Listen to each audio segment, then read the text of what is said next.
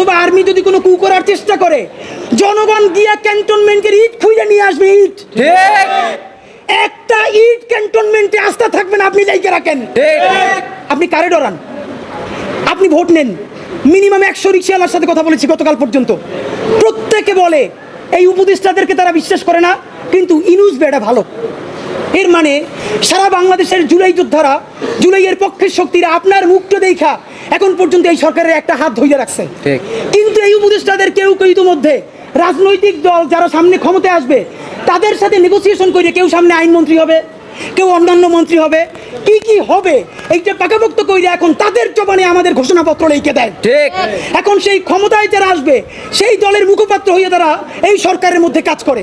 প্রধান উপদেষ্টা, আপনার একটা কথা বলি, আমরা আগেও বলেছি এই সরকারের সকল উপদেষ্টার এক পা অন্য দেশে, বিপদ হইলে ভাইগে যাবে, কিন্তু আমরা দৃঢ়ভাবে বিশ্বাস করি আপনি ভাগবেন না। এর প্রমাণ, আপনি যদি ভাগতেন পৃথিবীর কোন দেশ আপনারে রাখতে চায় না বলেন? তাহলে হাসিনার আমলেও 10 তলা বিল্ডিং বাইয়া আপনার আদালতে হাজিরে আপনি দিতে আসতেন না। আপনি তখনই বিদেশ থাকতে পারতেন। আপনি এই দেশে থাকতে চান বলেই আপনি আসছেন, আমরা বিশ্বাস করতে চাই। মাননীয় প্রধান উপদেষ্টা, আপনি বাঁচবেন কয়দিন বলেন? আপনার এত বয়স হয়েছে, বাংলাদেশের গড়ায় উঠছে প্রায় 20 বছর বেশি পাচ্ছেন। আমার বাপের 63 বছর বাচ্চে, তার চেয়ে আপনি প্রায় 20 বছর বেশি পাচ্ছেন। মাঝে মধ্যে মৃত্যু